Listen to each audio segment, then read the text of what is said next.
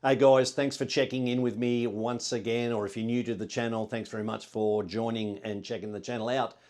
Yep, I caved. For those of you relatively close to me, you probably would be thinking, yeah, I always knew you would, but I caved and gave in and decided to go ahead with the purchase, my long-awaited purchase, because I pre-ordered the X100 VI or the X100 VI on April 9, my daughter's birthday, and the camera didn't arrive until mid-August. So there you go. A little bit of context for those of you who are unaware, I previously owned an X100F. I used to own a Fujifilm X-H2 amongst other cameras, and a while ago I decided that I was going to sell those off, especially once I pre-ordered the X100 VI or 6. The X-H2 and the X100F were sold maybe 2-3 months ago to people that are absolutely loving those cameras. Whilst the pre-order was in play with the X100 VI, I went ahead, rightly or wrongly, and purchased a brand new Fujifilm X-T5 in the black color. Fell in love with that camera straight away. And then I started researching the X Pro 3, and part of the reason why I went ahead and did this, I probably shouldn't have, but I was just waiting so long, and I just started researching stuff and just fell into the trap, right? A little bit of gear acquisition syndrome to a degree. But I ended up finding and purchasing a second-hand, obviously, X Pro 3 from a guy in Sydney. Absolutely mint condition. Only about 1,600 clicks on the shutter. And seriously, if I was selling that camera today, I would list it as new.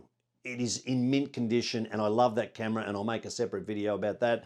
But anyway, whilst I'm waiting for the pre-order for the X100 VI, I purchased an X-T5, I purchased an X Pro 3, and obviously I don't need the X100 VI anymore, but for some reason I just couldn't bring myself to cancel the pre-order.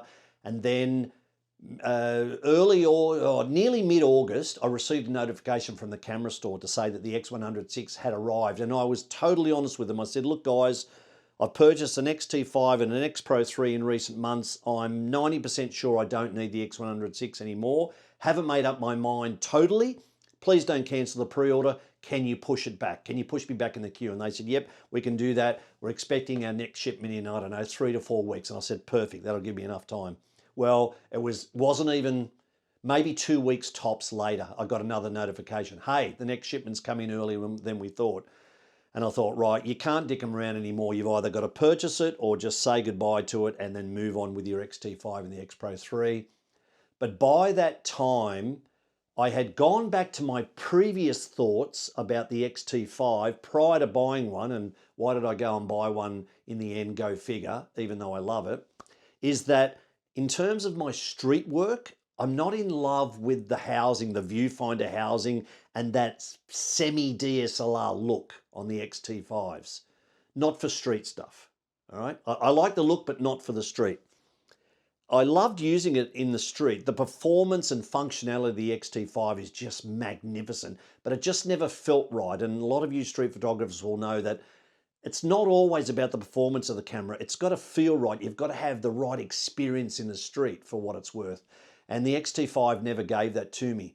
The X100F always gave that to me, and the X Pro 3 gave me that straight away as soon as I bought it. And so I didn't need to ponder whether the X100 VI would give me that experience, because I already know what an X100 feels like. So anyway, they're the reasons, rightly or wrongly, why I went ahead with it. But anyway, here it is. I don't want to make this video drag on too long because everyone's seen a million videos about the X100 VI. But here's my version, the X100 VI in Black Noir. It's currently got the Cahoot.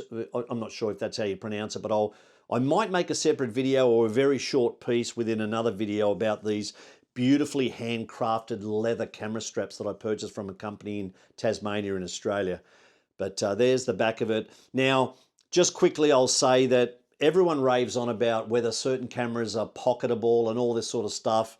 And people are right when they say, well, yeah, the X100 is pocketable in many applications, but as soon as you start adding on the accessories, they're never pocketable. And cameras don't need to be pocketable. Don't start me on that. I'll go on a rant, but or maybe I'll make a separate video on that. But anyway, so I picked up the SmallRig plate that attaches to the bottom and gives you the finger grip at the front, and also separately the small rig thumb grip that slides into the hot shoe. Without that, you maybe might be able to get away without that finger grip at the front. Depending on your hand size, you categorically cannot get away without using that thumb grip at the back, because your thumb can just slide into that and you can hold that all day long. I think the combination of the thumb grip and that finger grip at the front is the best way to go, but each to their own. And I also picked up the Hogue square hood.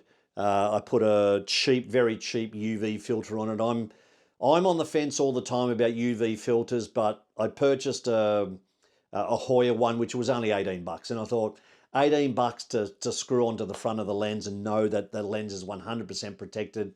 Okay, it's worth it, and it's hidden by the square hood anyway. But and of course, with the small rig accessories, you also pick up these like red anodized shutter release buttons.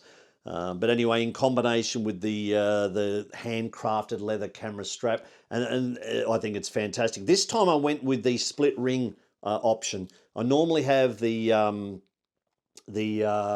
Peak Design quick release anchor setup, which I have on the X Pro 3 and the X-T5. This time I thought I want a minimal setup and an old school retro type setup, and that's why I went with a thinner camera strap to the one, or when compared to the one that I have on the X Pro 3. But anyway, as I said earlier on, there's 8 million videos out there about the X100VI. I just thought I'd make one and introduce this one and explain why I got it.